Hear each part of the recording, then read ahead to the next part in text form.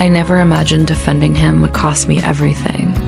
Every time I stepped out into the streets, whispers followed me like shadows.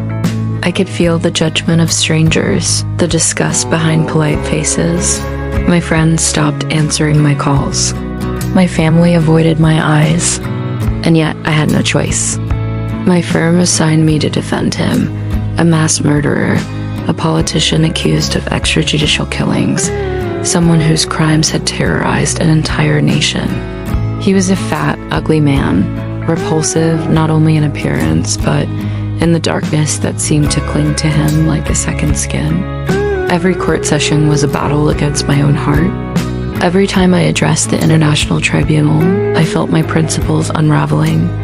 I argued in his defense, citing legal loopholes and technicalities, my mind screaming that I was betraying everything I believed in. But the firm made it clear this was not optional. The suspect had paid them an unimaginable fortune, guaranteeing their loyalty and silence. My conscience did not factor into their calculations. The world outside was no kinder. People would murmur when I walked past. News cameras would capture my image, labeling me the accomplice of evil. I became a ghost in the lives I once loved, isolated by my duty and their money. Every meal, every outing was shadowed by judgment and fear.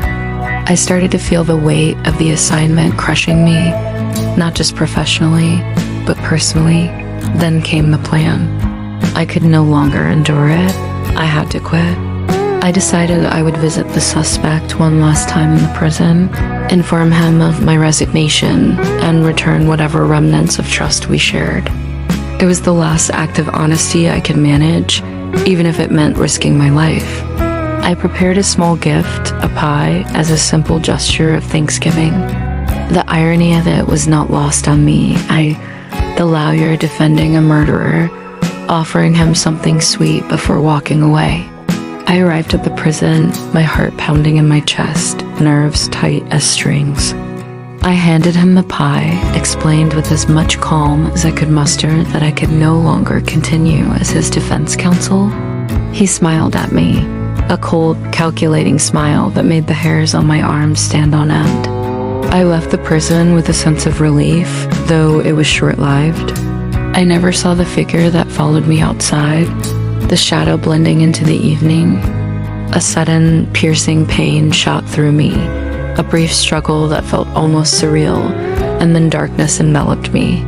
I knew in that moment it was no accident. I had been murdered. The world faded, leaving only the echo of betrayal and the bitter irony of my situation. The next morning, the news broke. The suspect, the very man I had defended, had died. The headline screamed it. Mass murderer politician dead from poison and pie. Shock rippled through the media, disbelief in the courts, outrage in the streets. They would never know it was meant to be my last act of conscience, a final gesture of thanks I had offered before my own life was taken. I had been silenced, a casualty of the corruption I had fought against in my own heart. And yet, in a dark, ironic twist, justice or fate had claimed him instead. My name would be remembered with scorn and sympathy, rumors spreading like wildfire. People would whisper about the lawyer who gave a killer a pie and paid the ultimate price. But in the shadows of it all, there was a truth that only fate would know. In the end, my final act had made the murderer meet his end, even if I could not survive to witness it. Sometimes the choices we are forced to make define us, and sometimes the world's judgment cannot touch the small, quiet victories we achieve in secret. If you feel this, show some love, like, share, and subscribe.